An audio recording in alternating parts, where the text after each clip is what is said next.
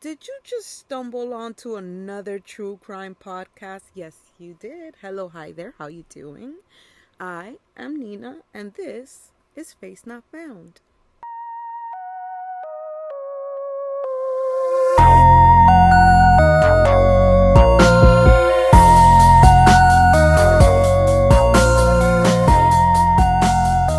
Have you ever been stupefied?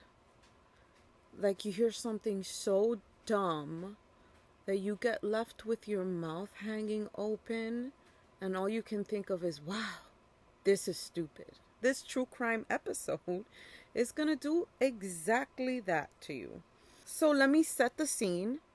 You are a beautiful 23-year-old who meets a man on Bumble.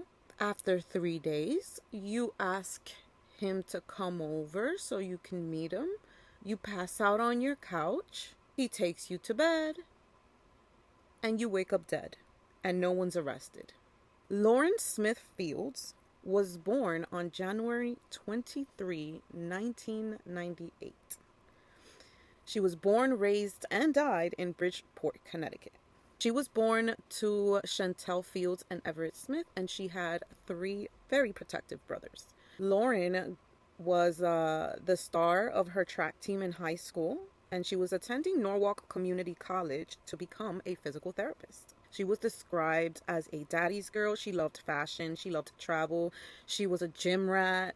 She loved clean eating. And she had an active social media platform. Now, she didn't get to be as big as I know she would have been because I am Nina and I know everything. But her life was cut short. She would share beauty tutorials, and she had a growing audience. It was in the hundreds, and she just shared beauty tutorials, beauty tips. There was a couple of videos that I saw of her like dyeing wigs, and watching her. I suggest you go to Google or to YouTube, whatever, and look her up and watch one of her videos, and then you'll understand the feeling of she would light up a room. Because watching this girl on TV, you could just feel her aura. She was beautiful. She was charismatic. She had a beautiful smile. I was super jealous of her eyebrows. She had it going on. Families and friends described her as having a bubbly personality, a beautiful smile. She had a great smile. And she was a hugger, and she had notes on her mirrors of positive affirmations and her goals. She was super close to her mom, so close that they would talk every single day, multiple times a day. And I can see that because she's the only girl. That's mommy's baby. So no one's really sure. Well, at least I couldn't find much of a dating history, right? Because this girl was busy. If she wasn't in the gym, she was working, she was filming her beauty tutorials, she was traveling. The girl was living. This case, for most people, was unheard of until Cardi B tweeted, quote, "Nah, this man don't look old, and it's not old at all. Yet the media made it seem like she was with an old ass man looking to trick on her. I'm disgusted at how they spin the narrative, especially because I see people saying online that's what she gets." That's very infuriating. She also tweeted, quote, "This is so scary, a fictional murder character, but in real life, justice for Lawrence. Connecticut, you have failed that young lady," end quote. So after that tweet from my twinninum, because I love me some Cardi, that's when this case started getting more attention, and people started questioning what the fuck. And unfortunately, you cannot ignore the question. This was a black woman who met a white man on Bumble, and the black woman died. Now, would this have been taken more serious, given more urgency? Would protocols have been followed if the deceased were to have been a white woman and the date would have been a black man? We'll never know, so let me tell you what happened.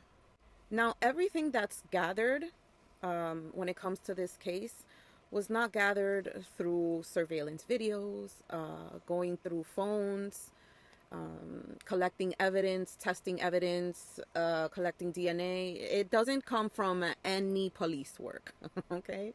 The reason that anything is written on the police report is because of one man and what he says. So Matthew says that him and Lauren have been talking for 3 days when Lauren invited him to come over. Sidebar. I don't understand why such a brilliant girl would ask a stranger to come over to her crib after just 3 days of talking. There must have been something he said in order to convince her to let him come over. Maybe he said, hey, yeah, I want to see you so bad, but I kind of feel sick. Can we just Netflix and chill? Like, if anything, looking at this girl's background and hearing from her family, sure, she might have initiated the meeting, but her first suggestion would have probably been to be somewhere public. But I'm not her. That's just my opinion. Let's keep going. So he says that Lauren invited him over, and he also says Lauren asked him for $40 to get her nails done. Negative, her nails were already done, and her mom says that her daughter was not the type to ask for money. Remember, Lauren and her mom are extremely close. They would often go and get their nails done together. So yeah, no. So he says while they're, chilling, she becomes ill and goes to vomit. Okay. She comes back and they play games, ate food, watched TV. They drank tequila. Eventually, somewhere along there, she tells him that she's gonna go downstairs real quick because she has to pick up something from her brother. So she goes downstairs, picks up something from her brother. But when she comes back into the apartment, he says she goes straight to the bathroom and is in there for about 10 to 15 minutes. And that he didn't ask her why she was in there for so long because it would have been awkward. Yeah, like, what if I'm in there taking a shit? I don't want to tell you that. You know what happens for 10 to 15 minutes in a bathroom. But okay. So he says that they watched movies and that Lauren fell asleep on the couch. So he carried her and he did lay beside her, but he said he kept his clothes on and they did not have sex. So he wakes up somewhere around 3 a.m. to go use the bathroom. And when he's coming back to lay back down, he hears Lauren snoring gently. Kind of like what you're about to start hearing because my fur baby made it his business to lay on my lap. So forgive me for the background noise.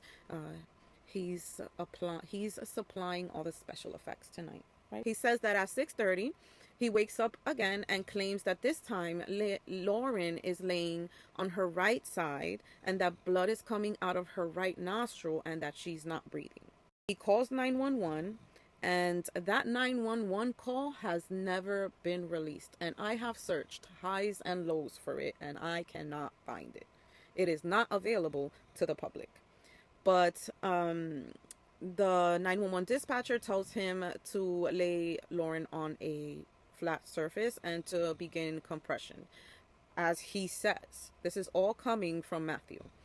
So he's giving her compressions and he makes it his business to tell the dispatch that he's trembling and visibly shaking. Okay, Shakespeare. When the first officer enters the apartment, dried blood is seen on her right nostril and she is laying on her back. And the officer says that she had to have been dead for at least an hour. The apartment was clean. There was no signs of a struggle. And the only thing that they found was $1,345. So, sir, why the fuck is she asking you for $40? You is a lie. Okay, so cool. That's your story? Sure, no problem. Sounds legit to me. We'll put that on the report. That's it.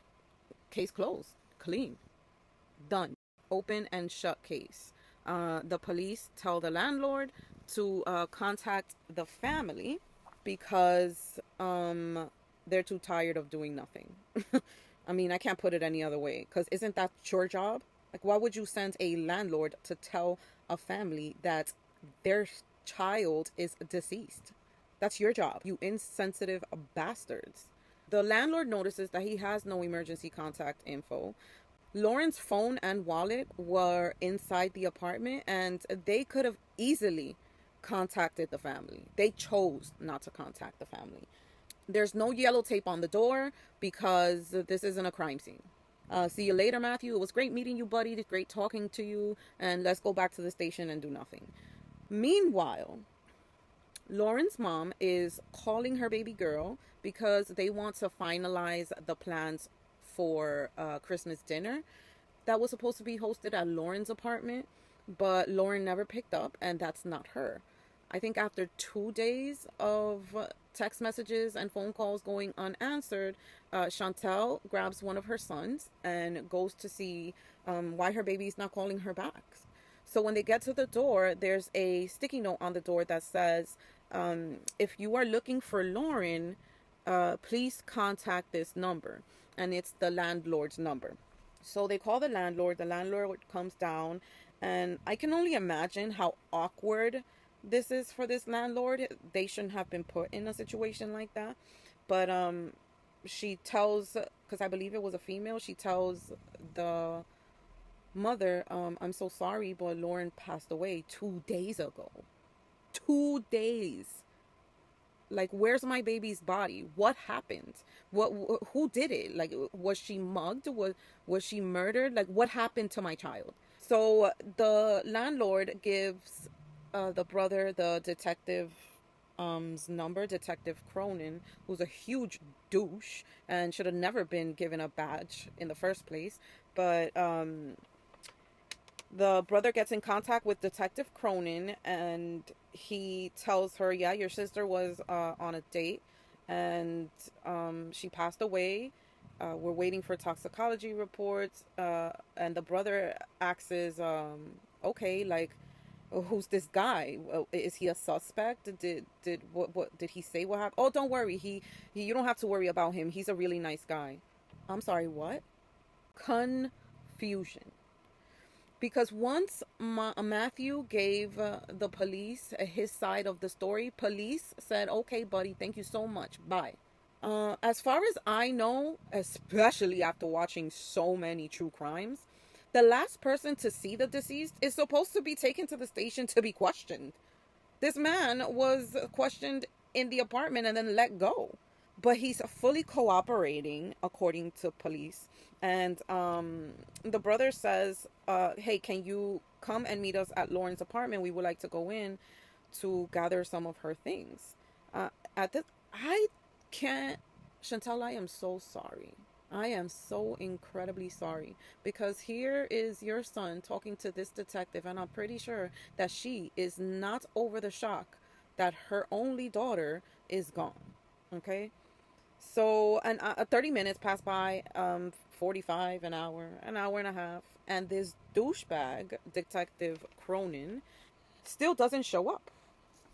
So the brother starts calling him again, and Detective Cronin picks up and tells him stop calling and hangs up on them. The fuck? There is a special place in hell for you, sir, and it is 2026. This case is from 2021. I hope you are already in that place in hell. Matthew was never requested to hand his phone over so they could review his phone and messages with Lauren. He wasn't handcuffed. He was a totally free man. I gave you what happened, and that's what it was, and that's what we're going with. Lauren is a very lucky girl to have such a wonderful family who are not giving up on finding answers. They called the police station for over 16 days, over and over and over again. They kept being told to stop calling for updates. There is no updates, and they kept calling. Finally, on December 29th, a new detective is assigned to the case. Conan was removed for basically fucking this up, right? The family asks the detective to meet them at Lauren's house to be let in, and at this point it's been 2 weeks since her death. They just want to collect the babies, well, Lauren's, but our kids will always be babies to us. They want to go and pick up the baby's things, right? So they go in and immediately they spot things that are just not right. They find a used condom with semen in it. They find a pill. They find blood on the sheets. And the family goes and practically begs for this evidence to be picked up and processed. There's an interview from The View where Chantel states that the police would not move forward with forensics or the case unless family produced DNA swabs. You need my DNA for what? She's my child. These are her brothers. Are you insinuating that their semen is in the condom? Like, what do you need my DNA for? So remember, at 6:30, Matthew claims that Lauren was not breathing. At 6:49, barely 20 minutes later, Lauren is declared dead. So the autopsy done by the state ruled her cause of death as an accidental overdose. And her mom says absolutely the fuck not. She says Lauren was terrified of fentanyl. The brother says Lauren would never do it. She was found with fentanyl, promethazine, hydroxyzine, histamines, and alcohol in her system. The police alleged that Lauren took the drugs to probably go to sleep. Like, what? The condom was never tested. And this is a man who woke up next to a dead female. Why did you let him go?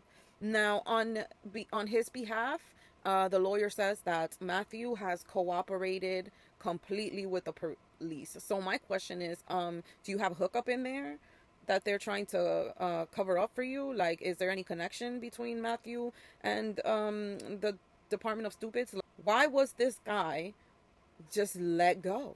The family goes and starts a GoFundMe page so that they can hire a private investigator and pay for a private autopsy. And the same drugs were found in the autopsy, but they're more interested in how did she get her hands on these drugs. And the police are thinking, well, wait a minute.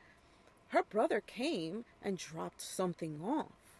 And we know this is true because Matthew said so. Well, the brother comes out and says, no, stupid. I didn't go drop anything off. I went to pick up something. Well, what did you pick up? His laundry. All right? He picked up his fucking laundry. When police go through her phone, because, the family practically had to beg them to go through the phone, the brother notices that they're, like, making judgmental remarks and shit. Somewhere in one of the podcasts or one of the articles, I'm gonna try, guys, to be a little more organized and write where I get my sources from. But I've been having so many monitors open. One monitor with the article, one monitor with the autopsy report, one monitor with the podcasters, one monitor with the documentary if they did one. I went in. I'm putting sweat, blood, and tears into these episodes. Somewhere, I don't know where, and if you can find it, I'll give you a shout out. Someone says that she was texting her family that night, and that she had said she was on a date, and that the date was acting weird. Okay? Allegedly. I ain't got no money for you to sue me anyway, so you can suck my dick from the back. Respectfully. So no updates were given 4 weeks. So her mom, her family, her community, they got tired of it. And on January 24th, 2021, which would have been Lauren's birthday, activists and community members joined the Field Smith family and marched right to Bridgeport's mayor's office, Joseph B. Gammon at the time. And the pressure was so much that he released a statement saying that the case was being investigated by the Office of Internal Affairs. Okay. Detective Cronin was eventually fired, so I can call him douchebag Cronin now, because of the way he handled the investigation.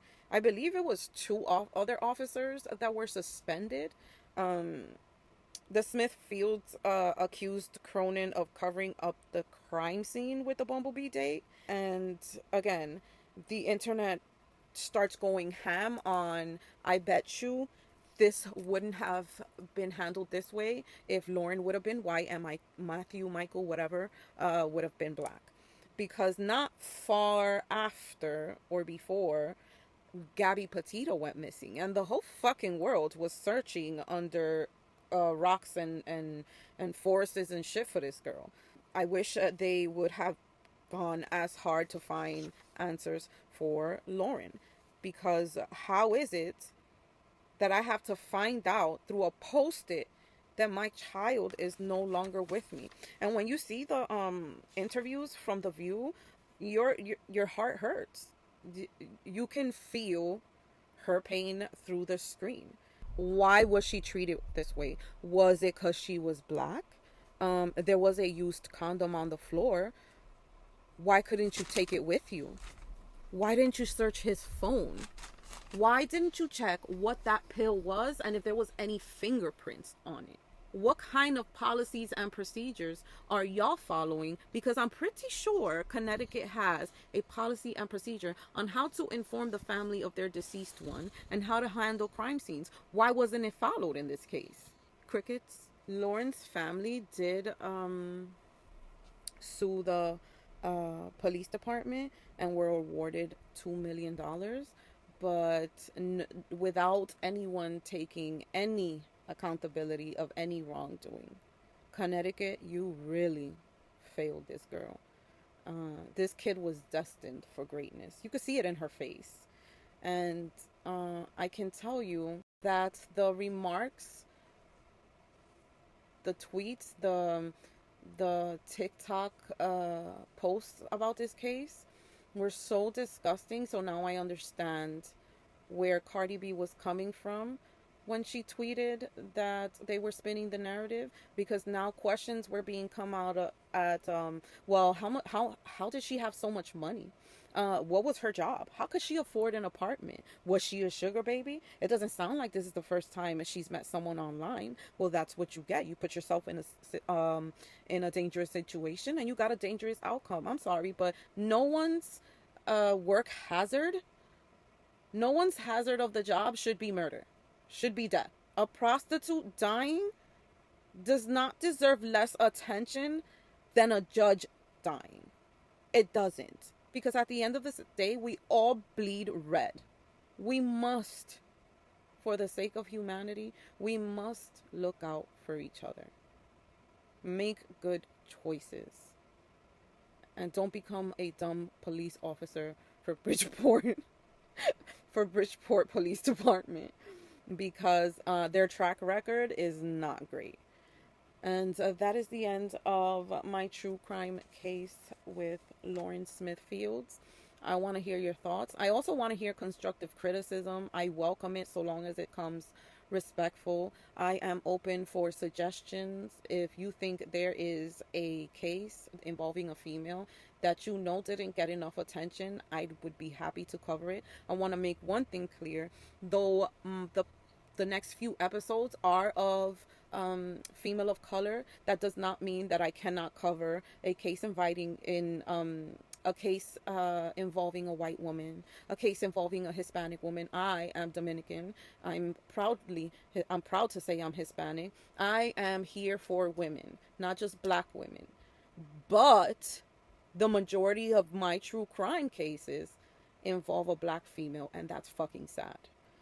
So you are also welcome to submit an anonymous confession.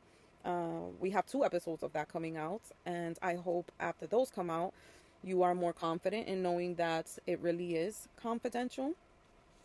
So like I said, if you need to voice your opinion, so long as you come at me respectfully, you don't agree, you agree, or you have even more questions that I couldn't answer that I'm pretty sure I might want to know, you can send me an email at Nina the Diva Podcast. That's NINADADIVAPODCAST @gmail.com. That was very fucking hard to do. Okay, kudos to me.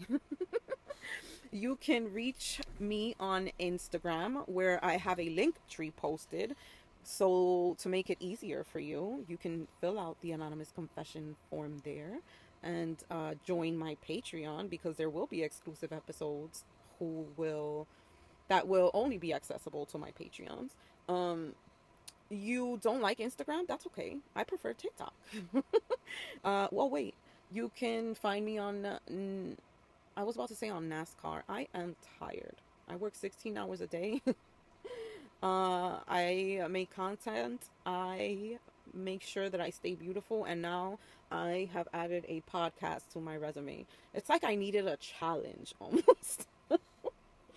But you can find me on Instagram under Nina the Diva 1309. That's NINADADIVA 1309. Or you can find me on TikTok, Nina the Diva, NINADADIVA RT, because I'm an X-ray tech. And I'm pretty sure it'll say repost queen. So if you have a TikTok profile, let's be friends. I'll repost all your shit. I will be trying something interesting with the next true crime podcast, and I'm hoping that it's a success. And maybe we'll be doing this live on TikTok so that you can interact with me and ask me questions on real time.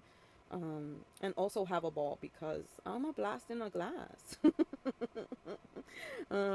The sleepiness is causing delirium, so I think I'm going to call it a night. But I want you to come back, right, puppy? You want them to come back? Give them a small woof.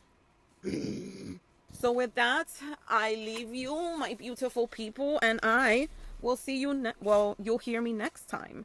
I love you. Thank you. Bye.